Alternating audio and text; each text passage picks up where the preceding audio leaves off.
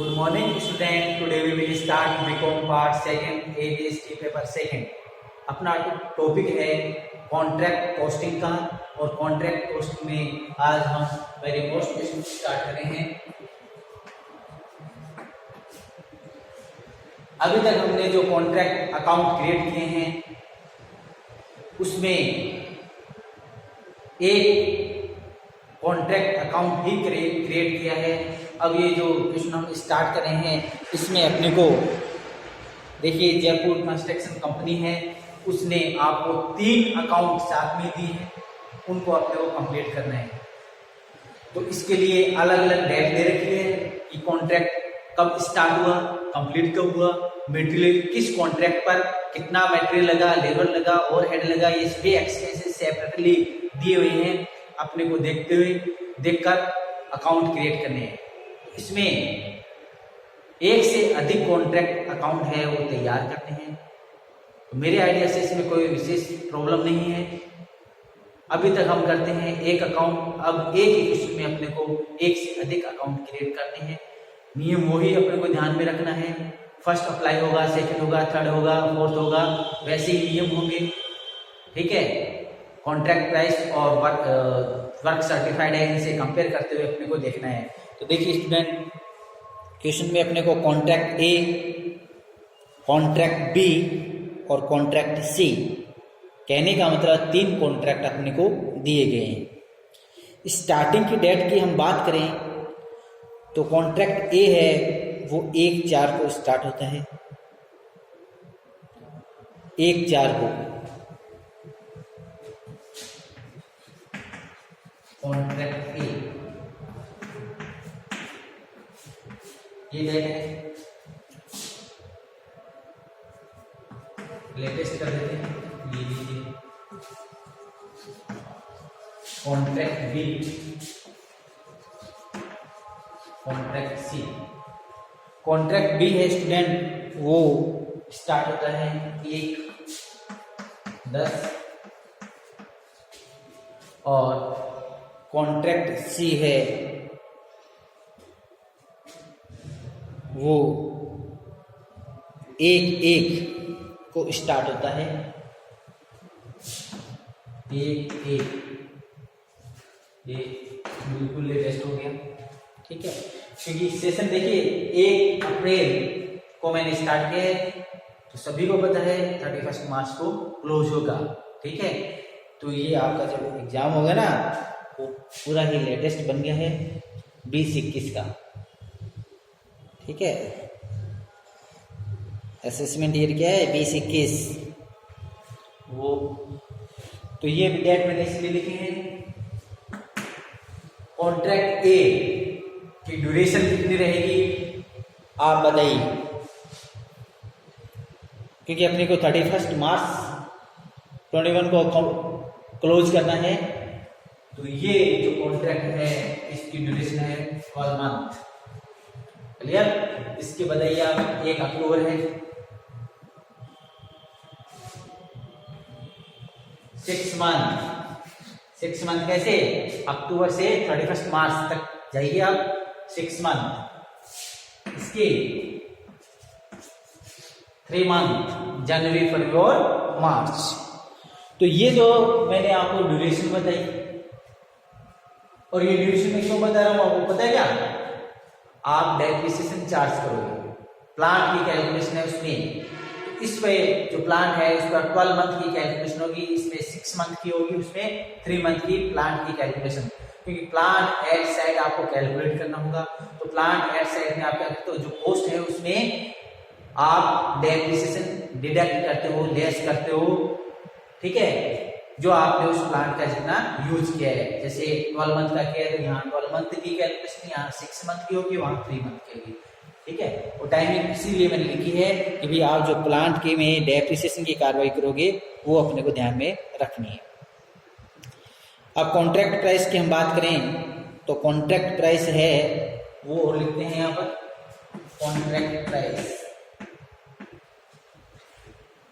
Contract ए है उसकी contract price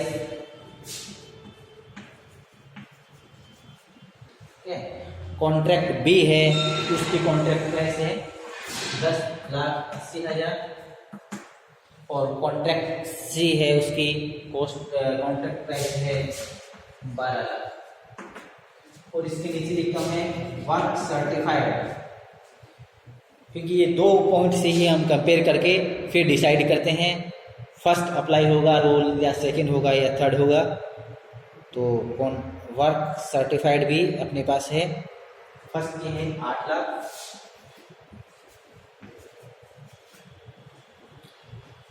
second की है 6,40,000 और थर्ड की है 1,4,00,000। Contract price this one work certified. आप ये मानिए 3 कॉन्ट्रैक्ट अकाउंट अपने को क्रिएट करने हैं, तीनों की कॉन्ट्रैक्ट प्राइस आपके पास है, वर्क सर्टिफाइड है। कंपेयर करके बताइए कौन से कॉन्ट्रैक्ट में क्या रूल अप्लाई होगा। आपको 2 मिनट का टाइम है, फटाफट आप अपना माइंड देखिए, दौड़ाइए कि कौन से में क्या होगा।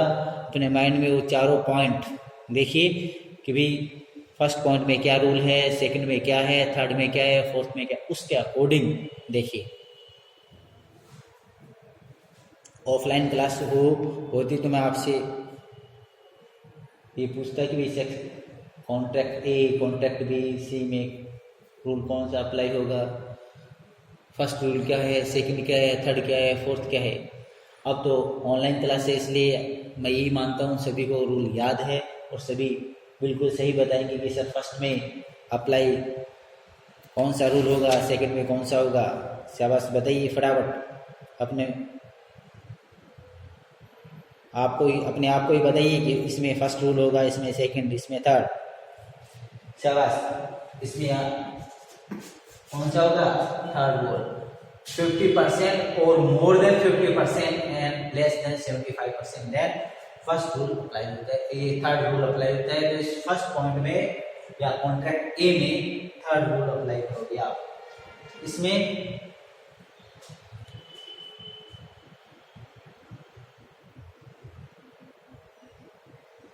और थर्ड में देखिए, तो देखिए स्टूडेंट मैंने ये है, इसमें लॉस हो सकता है, तो आपको बताया मैंने कि लॉस होते हैं वहाँ अपने नियम अप्लाई नहीं होते हैं। तो इसमें देखेंगे कहीं हो सकता है इसमें लॉस नहीं है, तो आपको पता है ये इसका फर्स्ट नियम अप्लाई हो रहा है, इसमें कौन सा नियम अप्लाई हो रहा है, इसमें भी थर्ड नियम, ठीक है, इसमें थर्ड है। अभी तक के जो केस में हम बता सकते हैं कि इसमें सिर्फ थर्ड नियम है और इसमें इसका 25% से कम है ना, इसलिए ये कितना है, फर्स्ट नियम अप्लाई होता है। समझ में आ गया ना।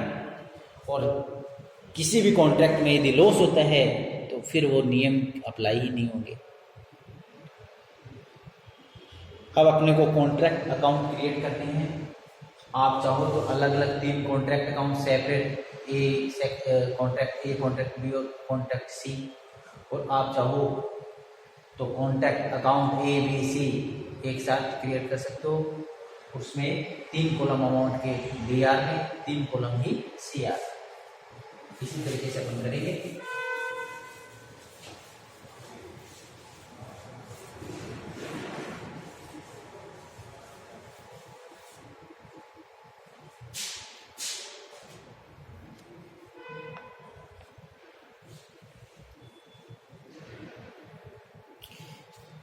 कॉन्ट्रैक्ट अकाउंट क्रिएट करने के बाद स्टूडेंट अपने को क्या करना पड़ेगा, बैलेंस शीट क्रिएट और करनी है।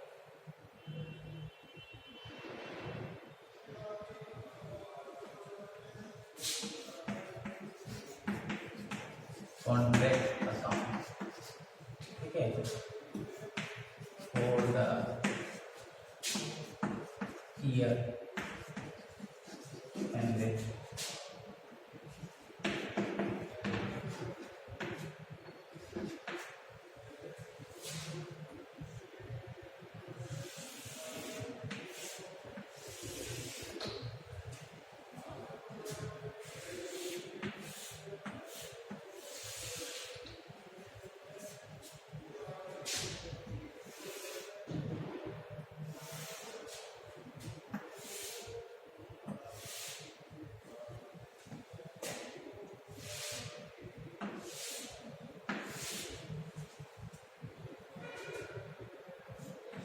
ये है कॉन्ट्रैक्ट मान लिख दिया, कॉन्ट्रैक्ट ए, कॉन्ट्रैक्ट बी और कॉन्ट्रैक्ट सी। इसी प्रकार से इधर लिख दें कॉन्ट्रैक्ट ए का है और ये बी का है और ये सी का है।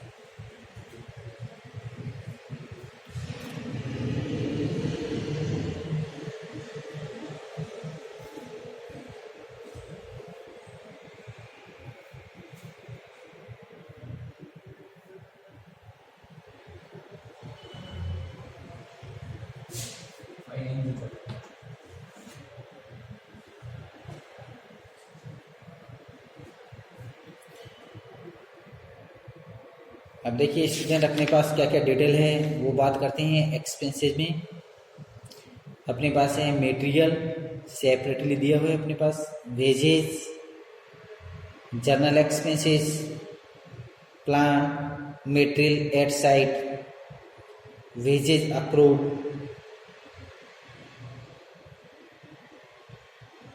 वर्क सर्टिफाइड, वर्क अनसर्टिफाइड और कैश रिसीव। ये सभी आइटम अपने पास है स्टूडेंट। स्टार्ट करते हैं डीआर में लिखना टू मटेरियल।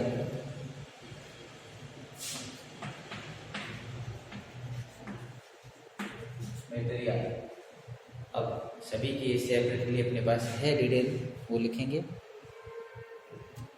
टू मटेरियल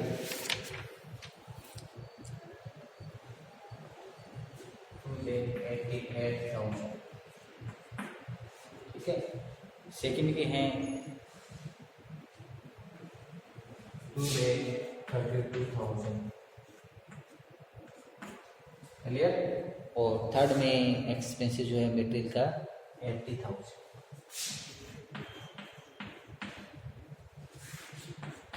इसके बाद मटेरियल के बाद स्टूडेंट दूसरा है वेजेज।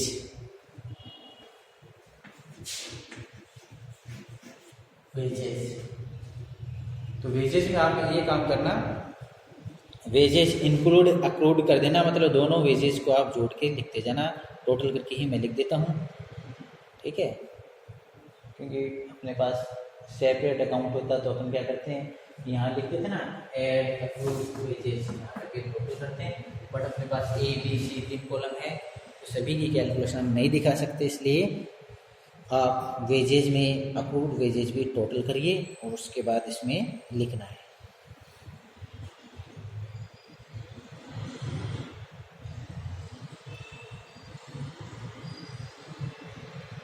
फर्स्ट का है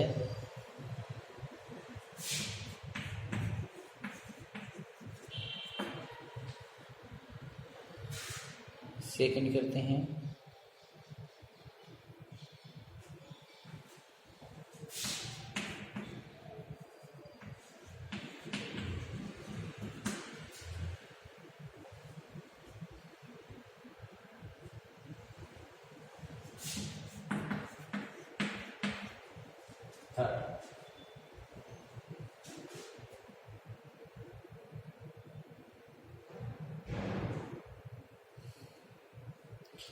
इसके बाद जनरल चार्जेज है,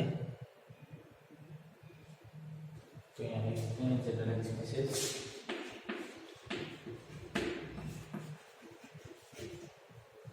जनरल चार्जेस में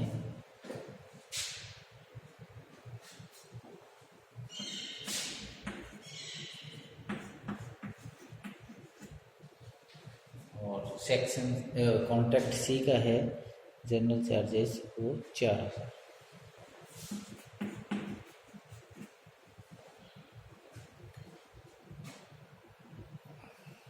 इसके बाद स्टूडेंट प्लांट लिखना है अपने को, प्लांट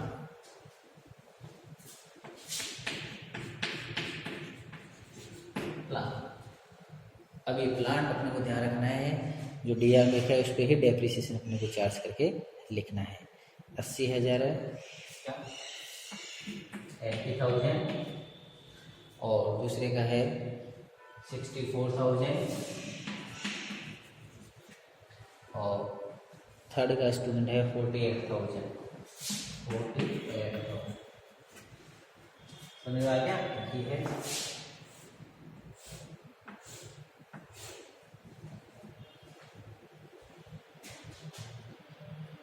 इसके बाद मटेरियल एट साइट है, CR में का आइटम है, CR में by material at site, material at site है student, material at site,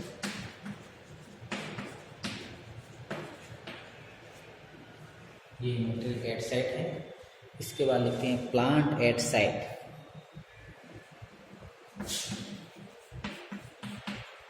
plant at site. अब देखिए प्लांट एट साइट में स्टूडेंट ध्यान देने वाली बात क्या है वो आप सुनो। आप ही कैलकुलेट करोगे, मैं डायरेक्ट अमाउंट वहां लिखूंगा। इस पर 12 मंथ का डेप्रिसिएशन चार्ज करिए, इस पर 6 मंथ का करिए, इस पर 3 मंथ का, 12, 6 और 3। ये मैंने आपको बताया था कि इस पर 12 मंथ का क्यों करना है, डेट आपको ड्यूरेशन बताइए ना। अब कितने परसेंट है, डेप्रिसिएशन की रेट कितनी है वो आप देख लीजिए कितने परसेंट है।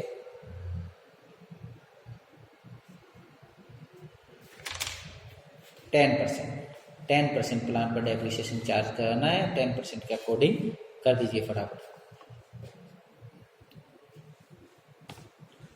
तो ये तो लिख देता हूँ मैं,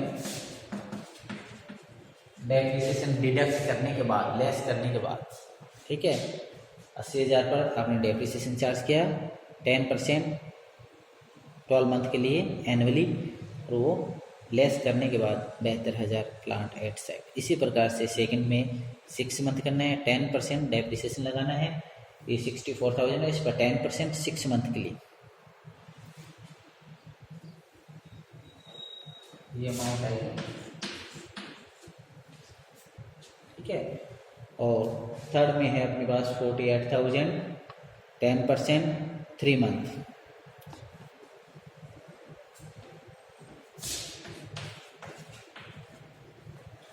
ये है। इसके बाद अपन लिखेंगे by WIP, work in progress, work certified और वर्क अनसर्टिफाइड, ठीक है।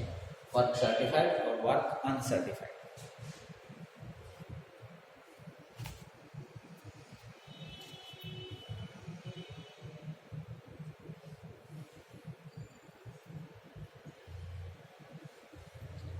वर्क सर्टिफाइड है 8,06,40,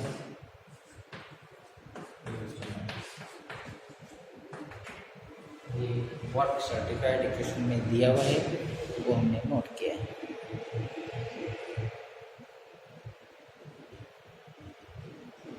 इसके बाद वर्क अनसर्टिफाइड,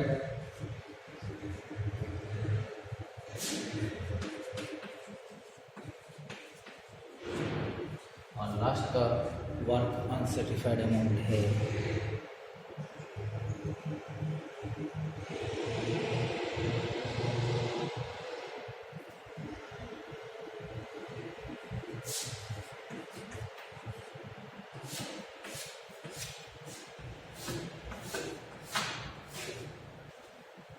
ठीक है, वर्क अनसर्टिफाइड।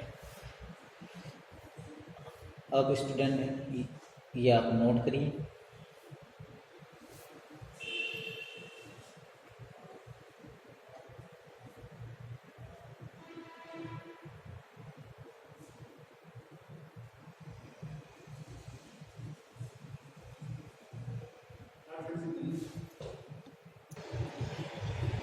तो हमने DR के जो एक्सपेंसेस थे वो लिखे, CR के जो बैलेंसेस थे वो लिखे। अब स्टूडेंट क्या करना है अपने को, सेपरेटली कैलकुलेशन करनी है। फर्स्ट हम A की कार्रवाई करेंगे, सेकंड B की करेंगे, फिर थर्ड C।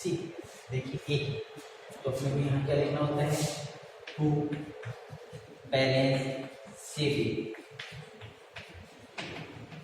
नोशनल प्रॉफिट, ठीक है।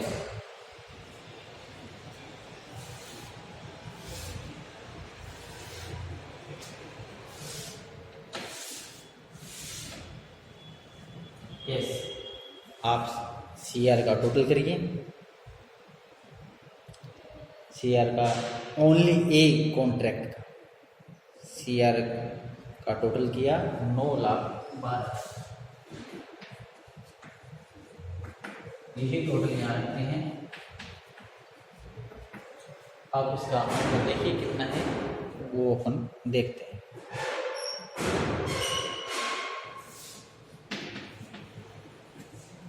ये अंतर है 72,000।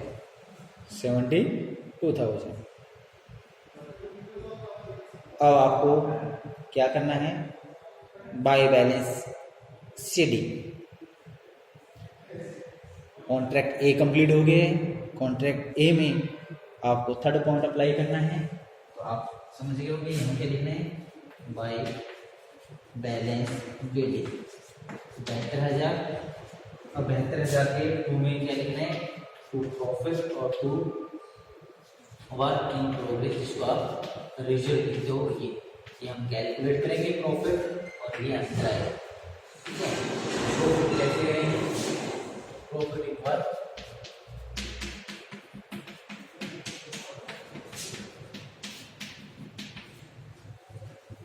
ये फॉर्मूला है, इसमें वैल्यू पुट करिए।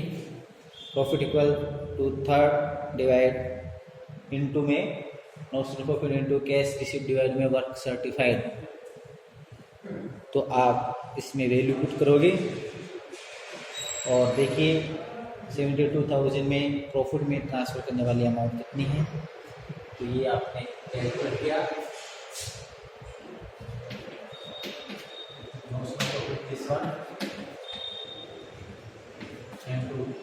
कैश रिसीव वर्क सर्टिफाइड 6 और 8, 6 लाख कैश रिसीव है, वर्क सर्टिफाइड 8 लाख है। ठीक है, तो ये कैलकुलेशन आप लोगे ना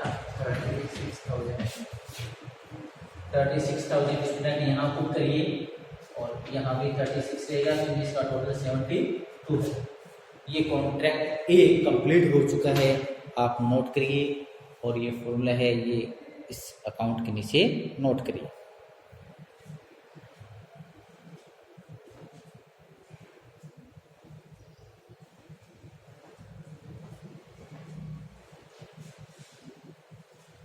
इसके बाद आपको स्टूडेंट सेक्शन बी में कॉन्ट्रैक्ट बी है, इसमें आप कैलकुलेट करिए। नॉमिनल प्रॉफिट है या लॉस है, ये कैलकुलेट आपको करना है, फटाफट कंप्लीट करिए।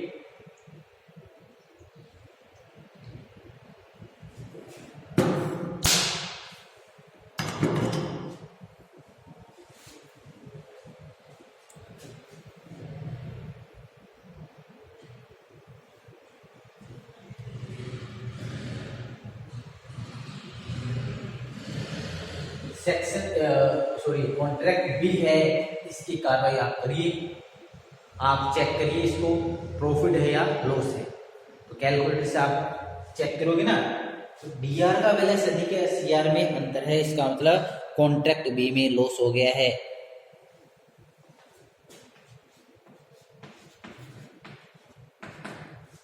$7,72,800 ये यहाँ रखेंगे और यहाँ लिख देंगे फिर बाय P&L। इसमें लेस इसमें नहीं है, कॉन्ट्रैक्ट बी में है, तो कॉन्ट्रैक्ट बी में जो लॉस हुआ है वो लिख दीजिए।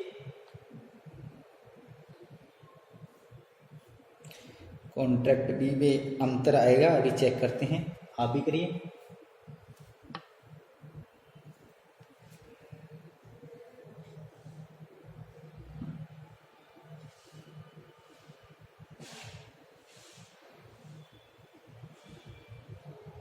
कॉन्ट्रैक्ट बी में अंतर है 24,000 चलो से 24,000। ठीक है, और वहाँ अभी डैश नहीं करते हैं क्योंकि कॉन्ट्रैक्ट से भी चेक नहीं किया है, लॉस या प्रॉफिट अभी देखेंगे। लॉस नहीं है तो ऐसे कर देना। ठीक है, अब देखिए इसमें लॉस हुआ है, इसलिए यहाँ पर डैश, यहाँ पर डैश, यहाँ पर डैश, क्योंकि नीचे जो आपने कार्रवाई रखी है प्रॉफिट और रिजर्व की, वो कॉन्ट्रैक्ट बी में ऐसा कुछ नहीं होगा, इसलिए यहाँ मैंने डैश कर दिए हैं। क्लियर। अब हम चेक करते हैं कॉन्ट्रैक्ट सी। तो कॉन्ट्रैक्ट सी है, इसमें लॉस तो नहीं है, सीआर का टोटल अधिक है, ये 2,07,200, ये टोटल यहाँ रखते हैं।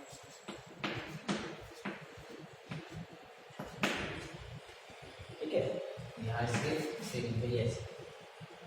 अब कॉन्ट्रैक्ट सी है, इसमें स्टूडेंट बेनिफिट हुआ है वो 3,200 का बेनिफिट।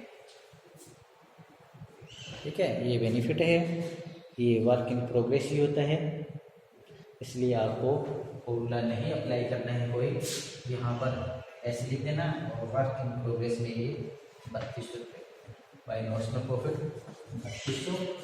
और इधर प्रॉफिट में, क्योंकि प्रॉफिट में ट्रांसफर नहीं करना है इसलिए प्रॉफिट में डैश, और रिजर्व वाले कॉलम में आपको वर्क इन प्रोग्रेस में 3200 रुपये लिख के इसको अकाउंट को क्लोज करना है। तो इस प्रकार से स्टूडेंट ये ABC कॉन्ट्रैक्ट अकाउंट कंप्लीट हो चुका है।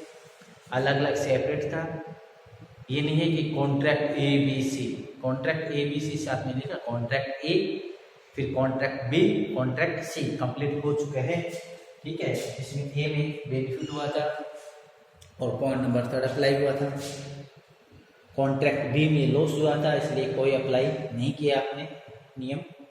कॉन्ट्रैक्ट C में फर्स्ट नियम अप्लाई हुआ, ठीक है, वो अप्लाई किया। अब स्टूडेंट अपने को क्या करना है, बैलेंस शीट क्रिएट करनी है।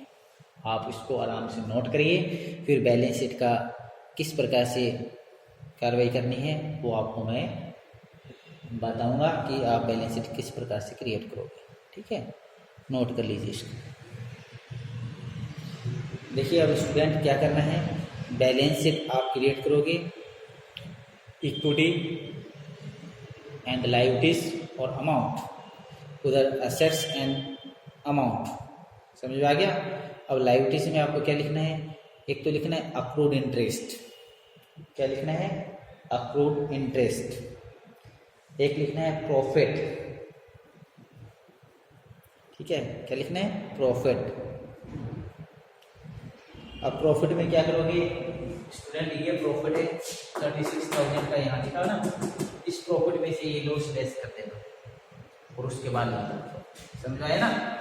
ये प्रॉफिट है 36,000 ए का, इस प्रॉफिट में से बी का जो लॉस है वो राइट ऑफ कर देना, मतलब लेस कर देना, और उसके बाद लिखना प्रॉफिट के एग्जैक्ट अमाउंट जो है। कहने का मतलब 36,000 में से 24,000 लेस कर देना, 12,000 अमाउंट में लिख देना। ठीक है, तो इक्विटी एंड लायबिलिटीज साइड में आपको 2 ही पॉइंट लिखने हैं, टोटल नहीं करना है। ठीक है, वेजेज अक्रूड, तीनों की जो वेजेज अक्रूड है ABC, इनकी जोड़ के आप लिख दें। फिर कॉन्ट्रैक्ट अकाउंट में फिर प्रॉफिट लिखो ना, तो प्रॉफिट भी तीनों का, इसमें तीनों में एक में प्रॉफिट है, ये यहाँ पर तो मैंने लेस कर रखा है, यहाँ भी लेस कर रखा है, तो 36,000 में से आपको 24,000 लेस करके लिखना है। ये तो आपकी equity and liability side complete है। ठीक है, टोटल कुछ नहीं करना है, वैल्यू पुट करनी है। इसके बाद स्टूडेंट आपने को क्या करना है, एसेट साइड में वो सुनिए आप, लिखना है मेटेरियल एट साइट। ठीक है, जैसे ये लिखा ना मेटेरियल एट साइट, फिर नीचे लिखना contract A this one, contract B this one, contract C this one. ठीक है, और टोटल करके अमाउंट में लिख देना। बैलेंस शीट में 3 कॉलम मत बनाना। इसके बाद प्लान एट साइट, ए का, बी का, सी का। ठीक है, अंदर ही लिखा ना कॉन्ट्रैक्ट ए का दिस वन, बी और सी, तो टोटल करके 12। इसके बाद वर्क इन प्रोग्रेस लेना तीनों के, कॉन्ट्रैक्ट ए के, कॉन्ट्रैक्ट बी के और कॉन्ट्रैक्ट सी के। और वर्क इन प्रोग्रेस ये है स्टूडेंट। ठीक है, इसमें से क्या किया जाता है, ये वर्क इन प्रोग्रेस से लेस किया जाता है, यदि है तो इसके पास है, नहीं तो नहीं करेंगे, इसके पास है तो लेस करेंगे।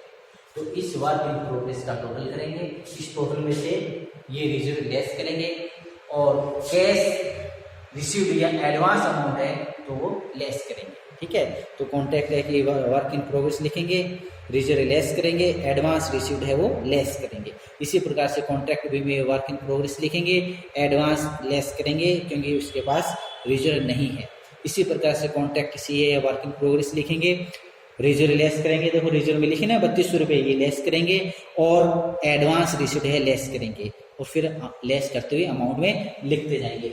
इस प्रकार से बैलेंस शीट क्रिएट करनी है स्टूडेंट, और फिर टोटल नहीं करना है, ठीक है। कभी आपको कहोगे सर एसेट्स लायबिलिटीज का टोटल इक्वल नहीं है, बेटा टोटल करना ही नहीं है, अपने को बैलेंस शीट में पुट करके बताना है। तो इस प्रकार से ये क्वेश्चन कंप्लीट हो चुका है, आप इसको अच्छी तरह से नोट करना। नेक्स्ट क्लास में नया क्वेश्चन स्टार्ट करेंगे। थैंक्स।